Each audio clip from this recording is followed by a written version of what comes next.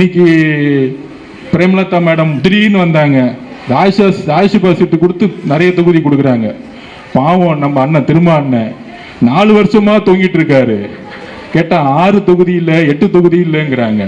இதுக்கு மேல ஒரு தலித் தோழர்களுக்கு என்ன அவமானம் வேணும்?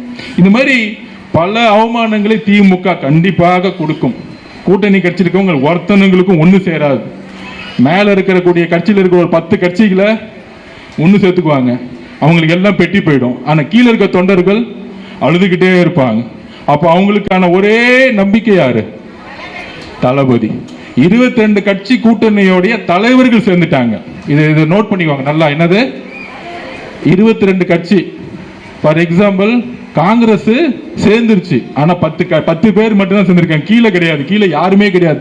நீங்க யாராச்சும், நானே விசாரிச்சிருப்பேன், லேட்டஸ்டா சர்வே எடுத்தேன்.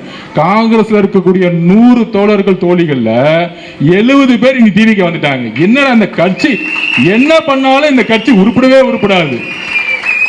50 வருஷமா காமராட்சி உருவாக்கணும்னு கடைசியில் கலைஞர் ஆட்சி உருவாக்கிட்டாங்க, ஸ்டாலின் ஐயா ஆட்சி உருவாக்கிட்டாங்க. அடுத்த உதயநிதி ஐயா ஆட்சி உருவாக்குறதுக்கு கதை சட்டைகள்லாம் கிளம்பிட்டாங்க. அதுக்கு மேல ஒரு 10 கட்சி 10 தலைவர்கள். கேட்டா பிஜேபி வந்துடும் பொய்யா பேசி சுத்திட்டு இருக்கிறது. இப்படிதான் 3 எலெக்ஷன் ஜெயிக்கிறது. இங்க யாரு முதலமைச்சர்? விட்டா நாளைக்கு பிரதம மந்திரி நரேந்திர மோடி அவர்கள் தான் இங்க சிஎம் கேண்டிடேட் பொய் சொன்னாலும் சொல்லுவாங்க. இங்க முதலமைச்சர் செய்யக்கூடிய தவறுகளை சொன்னா நம்மள திசை திருப்பி போடுவாங்க. நம்மள திசை திருப்புறதுக்காக தான் நமக்குள்ளேயே பல பிரச்சனைகளை உருவாக்குறது, பல அவதூறுகளை கிரியேட் பண்ணுவது. அது ஒரே வார்த்தையில சொல்றாரு, என்னுடைய பிரச்சனையை நான் பாத்துக்கிறேன். அவ்வளவு ஒத்து கிடையாது. நீங்க உங்க வேலையை பார்த்துட்டு மக்களோட பிரச்சனைகள் போராடுங்க, ஃபீல்டுக்கு போங்க, அவங்க செய்யக்கூடிய செயல்களை செய்யுங்கன்னு சொல்லிட்டாங்க. அதனால நண்பர்களே, தோழர்களே, நமக்கான எதிர்காலம் மிகப்பெரிய வெற்றியுடன் 2026 மே மாதம் தொடங்க போகுது. அதை உறுதியாக நம்ம நம்புவோம். என்ன ஆனாலும், நான் திருப்பி சொல்றேன், என்ன ஆனாலும், இந்த வார்த்தையை நல்லா எழுதி வச்சுக்கோங்க, என்ன ஆனாலும் திமுக 2வது முறை ஜெயிச்சதா வரலாறே கிடையாது. மக்கள் தூக்கி எறிவாங்க. அது 20 கட்சியா இருக்கட்டும், 22 கட்சியா இருக்கட்டும். அதுக்கு நான் திருப்பி சொல்லுவேன், 2011 கலைஞர் உருவாக்கின கூட்டணி உங்களுக்கு தெரியுமான்னு தெரியாது.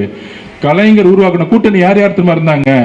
காங்கிரஸ் இருந்தாங்க கூட, பிஎம்கே இருந்தாங்க, விசிகே ஒன்னா இருந்தாங்க, 2 பேரும் பிரிஞ்சிருக்காங்க, அப்ப ஒன்னா இருந்தாங்க. இவ்வளவு பெரிய கூட்டணி நீங்க அப்ப கால்குலேஷன் பண்ணீங்கன்னா 45% கிராஸ் பண்ணும். ஆனா மக்கள் என்ன முடிவு பண்ணாங்க? எதிர்கட்சியா கூட ஆகல திமுக 2011. இந்த டிவி, சோசியல் மீடியா, இந்த வாட்ஸ்அப், இதை வச்சு நம்ம பார்க்கறதெல்லாம் அவதூறா, ஐயோ இது நடக்காதா அப்படின்னு ஒரு அவதூறு உருவாக்கிட்டே இருப்பாங்க.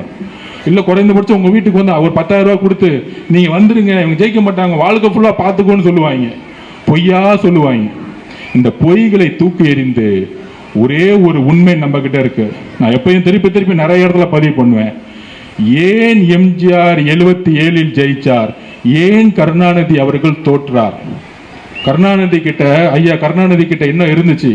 அண்ணா உருவாக்கிய கட்சியை கொடுத்துட்டு போன 71 200 தொகுதி ஜெயிச்சார். 72 77 வரைக்கும் 200 எம்எல்ஏ கட்சி, மிகப்பெரிய ஒரு பெரிய கட்சி திமுகங்கிற கட்சி. எம்ஜிஆருக்கு ஒண்ணுமே இல்லை, வெளியே வந்தார், தனியா வந்தார், கூட ஒரு 100 பேர் வந்தாங்க.